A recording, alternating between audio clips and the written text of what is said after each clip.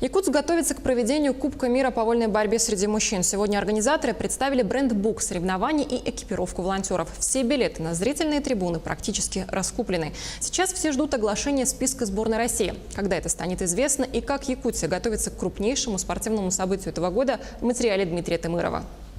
Осталось меньше месяца до старта главного спортивного события этого года. Сегодня организаторы мероприятия презентовали брендбук Кубка мира и униформу волонтеров. Официальным цветом предстоящего кубка выбран зеленый цвет. На момент проведения пресс-конференции, по словам министра, было раскуплено 90% билетов. Всего в продажу поступило около 5000 билетов. Еще 552 билета будут переданы детским домам, спортивным школам, клубам и ветеранам спорта. 552 места мы определили как бесплатные билеты. Как я уже сказал, это ветераны спорта, это дети из неблагополучных семей, социально незащищенной категории населения. Есть у нас дети, которые занимаются вольной борьбой, и тренеры.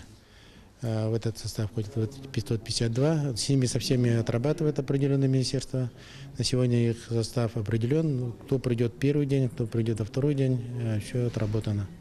Любители вольной борьбы также смогут увидеть Кубок мира в прямом эфире. Оператором по телевещанию определена компания «Телеспорт». Мы точно знаем, что как бродкастером и техническим оператором трансляции будет наша НВК «Саха-Якутия». Но, к сожалению, мы пока окончательно еще не знаем, какие телеканалы будут привлечены.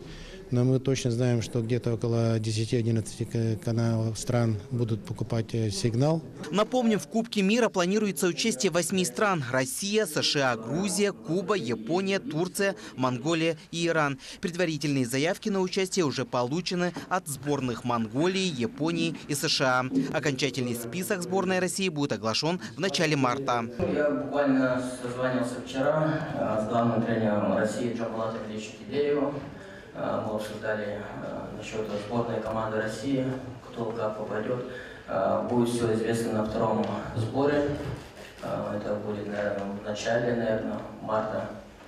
Поэтому, и из наших с Якутии, я надеюсь, будет у нас участвовать и Григорьев, и Тютрин. По ходу дела сборной команды определяться.